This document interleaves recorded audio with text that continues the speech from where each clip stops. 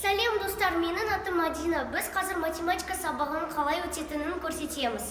Бұл кісі математика пәнінің мұғалімі Зәуре Шаденқызы. Мына жерде сиқырлы сандар жазылып тұр, көк таңбалы. Бұл сиқырлы сандардың астарында бір сөз жатыр.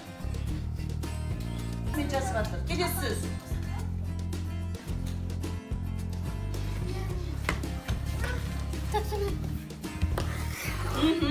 Кеп, келесі. 913. Яғни қаш? 70, молодец. Келесі. 1, 2, 3, 4, 5. Математика бізге жалпы өмірімізде қажет. Математика бізге өмірде барлық мамандықта керек. Математика жоқ болмаса, мынандай машиналар, ұшақтар бәрі болмаған. Бізде математика сабағы осылай өтті. Сіздермен болған мен Адина.